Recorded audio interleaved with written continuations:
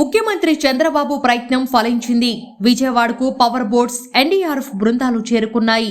నిన్న కేంద్రంతో చంద్రబాబు సహాయక చర్యల విషయమై మాట్లాడారు. పవర్ బోట్స్, ఎన్డీఆర్ఎఫ్ బృందాలను ఏపీకి పంపించాలని కోరారు.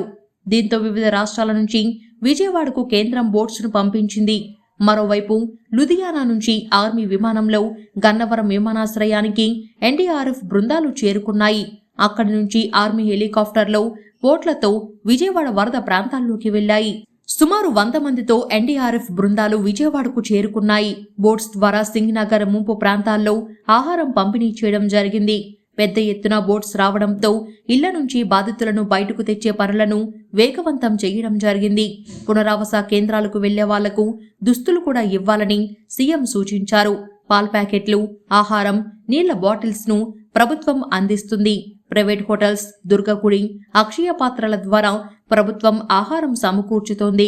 ముంపు ప్రాంతాల్లో మరోసారి పర్యటనతో సహాయక చర్యలను చంద్రబాబు పర్యవేక్షించారు. ముఖ్యమంత్రి నిరంతర సమీక్షలు, మానిటరింగ్ సత్ఫలితాన్నిస్తున్నాయి. చంద్రబాబు సూచనలతో అధికార యంత్రాంగం సైతం చురుకుగా పనులు నిర్వర్తిస్తుంది. నిరంతర పర్యవేక్షణ ఉదయం వరకు ఆహారం సిద్ధం చేసి అధికారులు పంపిణీ చేస్తున్నారు. స్వయంగా ముఖ్యమంత్రి ముంపు ప్రాంతాల్లో రాత్రంతా తిరగడంతో వేగం పుంజుకొని సహాయక చర్యలను చేపట్టడం జరిగింది. మొత్తానికి చంద్రబాబు అయితే రాత్రి నుంచి విజయవాడలోనే ఉంటూ నిద్రాహారాలు మాని మరీ సహాయక చర్యలను పర్యవేక్షిస్తున్నారు. అలాగే ఎప్పటికప్పుడు సమీక్షలు నిర్వహిస్తూ అధికార యంత్రాంగాన్ని పరుగులు పెట్టిస్తున్నారు.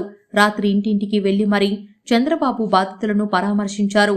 జనాలకు తామున్నామనే ధైర్యం కల్పించారు. మరోవైపు శేషసాయి కళ్యాణ మండపంలో లక్షల మంది వరద బాధితులకు ఆంధ్రప్రదేశ్ హోటల్స్ రంగం, విజయవాడ హోటల్స్ ఫుడ్ తయారు చేస్తున్నాయి. 1,00,000 మందికి టిఫిన్, 1,00,000 మందికి భోజనాన్ని హోటల్స్ యంత్రాంగం అందిస్తుంది. రాత్రి నుంచి హుటాహుటిన వరద ప్రాంతాలకు ఫుడ్ సప్లై చేస్తుంది.